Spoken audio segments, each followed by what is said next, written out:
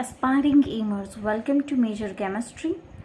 Let's start BSc Sem 3. Okay, so BSc Sem 3 માં આપણે પહેલે ઇનઓર્ગેનિક કેમિસ્ટ્રી પેપર 231થી સ્ટાર્ટ કરીએ છીએ, જેમાં આપણે પહેલાં યુનિટ 1 તરંગશાસ્ત્ર એટલે કે ક્વોન્ટમને લઈશું. ઓકે, તો આપણો અહીંયા ક્વેશ્ચન 1 છે. એક પરમાણવીય પેટીમાં ગતિ કરતા ઇલેક્ટ્રોન માટેનું શક્તિનું સમીકરણ En બરાબર n²h² અપોન 8 ml² મેળવવું. ઓકે, તો આપણો ક્વેશ્ચન છે કે આપણે આ સમીકરણને મેળવવાનું છે એક પરમાણવીય પેટીની ગતિમાં જે ઇલેક્ટ્રોન છે તેની માટે. પહેલાં તમારે શું કરવાનું છે કે અહીંયા આન્સરમાં આપણે જોઈ શકીએ છીએ there is a figure showing કે આપણી પાસે વી આપણે પહેલાં અહીંયા ઇન્ફાઇનાઇટ રાખ્યું છે, એક્સ બરાબર 0 રાખ્યું છે, વી બરાબર અહીંયા 0 રાખ્યું છે, એક્સ બરાબર એ રાખ્યું છે. ઓકે, હવે આપણે એની થિયરી જોઈએ કે થિયરીમાં શું મેન્શન કર્યું છે કે ધારો કે અનંત ઊંચાઈએ એક પેટીમાં એમ વજન ધરાવતો કણ છે. અહીંયા જે કણ આપણે લીધું એનું વજન રાખ્યું છે એમ, આપણે એવું ધારવાનું છે. આ કણ ફક્ત એક જ ધારી એક્સ પર ગતિ કરે છે. જે આપણે કણ ધાર્યું એ એક્સમાં તેની સ્પીડ છે, એક્સ પર ગતિ કરી રહ્યું છે. પેટીની દિવાલની લંબાઈ, અહીંયા જે આપણે પેટી લીધી છે પેટીના અંદર જેમાં કણ છે, ઓકે, તો પેટીની દિવાલની લંબાઈ એક્સ બરાબર 0થી એક્સ બરાબર એ એટલે કે એ એકમ જેટલી છે. અહીંયા આપણે લીધું છે એક્સ બરાબર એ. કુલ શક્તિ ઈ અચળ રહે છે. ઈ શું છે? આપણું કોન્સ્ટન્ટ છે. પેટીમાં કણની સ્થિતિ શક્તિ વીનું મૂલ્ય 0 રહે છે. પેટીમાં આપણે જે કણની સ્થિતિ શક્તિ છે વી, એનું મૂલ્ય શું છે? 0. અહીંયા પેટી છે એની અંદરની વાત કરી છે, ત્યાં શું છે? V is equal to 0. જ્યારે પેટીની બહાર વીનું મૂલ્ય અનંત મળે છે. અહીંયા જે આપણે પેટીના અંદર વી ઇઝ ઇક્વલ ટુ 0 છે, પેટીના બહાર v is equal to infinite છે. ઓકે, આ થઈ ગયા બેઝિક્સ. આપણે જે અહીંયા ફિગર ડ્રો કરી હતી એને જ ક્લેરિફાઈ કરી છે, એની થિયરી આપી છે. હવે આપણે શ્રોડિંજર સમીકરણની વાત કરીએ. તેની અંદરના જે આપણા ઇક્વેશન્સ છે કે એ ક્યાંથી આવ્યા એનું થોડું જોઈ લઈએ. ઓકે, તો પેટીના બહારના ભાગમાં જ્યાં v is equal to infinite છે, તો ત્યાં આપણી પાસે શ્રોડિંજર સમીકરણ શું થશે? -h² upon 8π² multiplied by d² psi upon dx² plus infinite sign is equal to E5. Okay, અને અહીંયા આપણે પેટીના અંદરના ભાગની વાત કરીએ કે જ્યાં 0 is less than or equal to x is less than or equal to l તથા v ઇઝ ઇક્વલ ટુ 0 છે, તો ત્યાં આપણને શું સમીકરણ મળશે કે -h² upon 8π² d² psi upon dx² is equal to E psi. આપણી પાસે બે ઇક્વેશન મળ્યા, એક છે પેટીના બહાર માટે અને એક છે પેટીના અંદર માટે. હવે તેનું આપણે વધારે થોડું ડિસ્ક્રિપ્શન જોઈએ કે પેટીની બહારના ભાગમાં કે જ્યાં સ્થિતિશક્તિ અનંત મૂલ્ય ધરાવે છે ત્યાં કણ મળવાની સંભાવના હોતી નથી.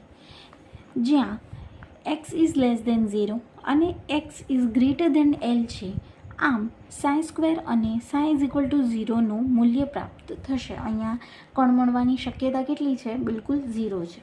આથી સાઈનું મૂલ્ય x બરાબર 0 અને x બરાબર l માટે 0 થશે. તેને પ્રણાલીની બાઉન્ડ્રી કન્ડિશન કહે છે. સાઈનું મૂલ્ય આપણને શું? સાઈનું મૂલ્ય x બરાબર 0 અને x બરાબર l મળ્યું અને એ 0 થઈ જાય છે.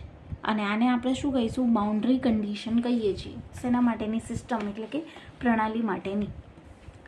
પેટીની અંદરના ભાગમાં આપણે શ્રોડિંજર સમીકરણને જોઈએ તો પેટીની અંદરના ભાગમાં શ્રોડિંજર સમીકરણ આ પ્રમાણે છે કે -h² upon 8π² into d² psi upon dx² બરાબર આપણને E સાઈ મળી રહ્યું છે. ઓકે, હવે અહીંયા આપણે સાઇન ચેન્જીસનો અને થોડું પ્લેસ ચેન્જીસ જોઈએ. તો h² છે એ અહીંયાથી શિફ્ટ થઈ જશે અને h² અહીંયા ડિવિઝન આવી જશે અને આપણે જે ડિનોમિનેટરમાં હતું 8π²m એ જ્યારે ઇઝ ઇક્વલ ટુની આ સાઈડ આવે તો એ ન્યુમરેટરમાં આવી જાય છે. This is the basic maths we have done over here.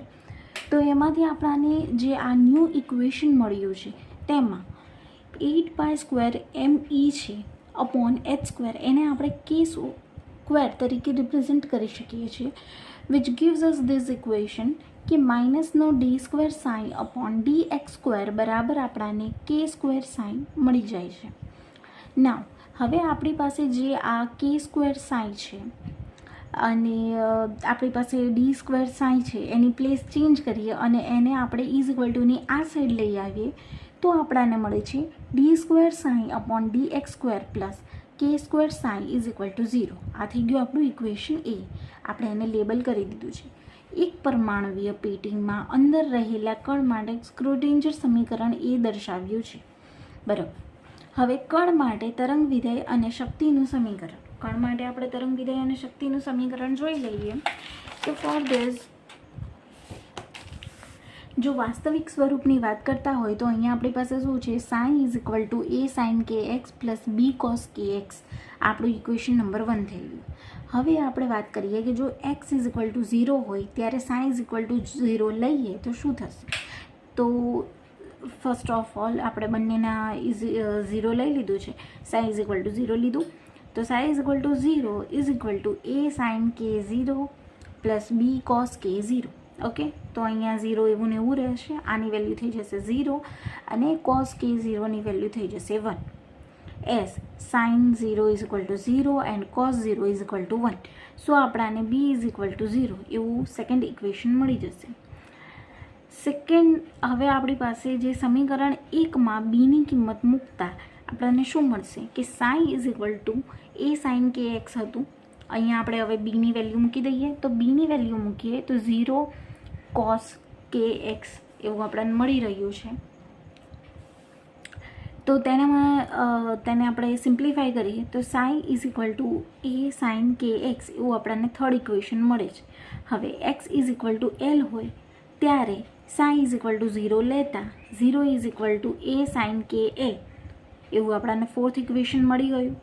અહીંયા ફરી આપણે વેલ્યુ પુટ કરી છે, બીજું કંઈ અલગ કરવાનું નથી. નાવ a ઇઝ ઇક્વલ ટુ 0 હોય ત્યારે શું થશે તો કે a ઇઝ ઇક્વલ ટુ 0 હોય તો kl is equal two nπ છે આપણી પાસે, તેમાં k is equal two nπl એવું આપણને ઇક્વેશન નંબર 5 મળી જશે. હવે k² is equal two 8π²me upon h². આ ઇક્વેશન આપણને આગળ અહીંયા મળ્યું છે, રાઈટ. આ અહીંયા ઘડી આપણને મળ્યું હતું k² વાળું.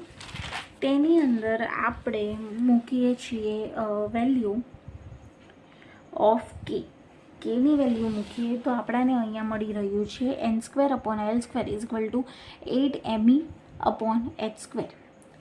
તો n² upon h² is equal two 8mel² મળી જાય અને આપણને ની વેલ્યુ ફાઇન્ડ કરવાની છે એટલે અહીંયા જ રાખીએ અને n² અપોન h² આને અહીંયા બધાને ડિવાઈડમાં લાવી દઈશું એટલે બધા ડિનોમિનેટરમાં આવી જશે. ઇઝ ઇક્વલ ટુની આ બાજુ ચેન્જ થાય એટલે અને આપણને મળી જશે is equal two n² h² upon 8ml². આ થઈ ગયું આપણું ઇક્વેશન બી. એક પરમાણુવીય પેટીમાં રહેલા કણ માટે શક્તિનું સમીકરણ ઉપર દર્શાવ્યું છે. આ થઈ ગયું આપણું શક્તિનું સમીકરણ. ઓકે, હોપ સો કે તમને સમજ આવી ગઈ હશે. Thank you.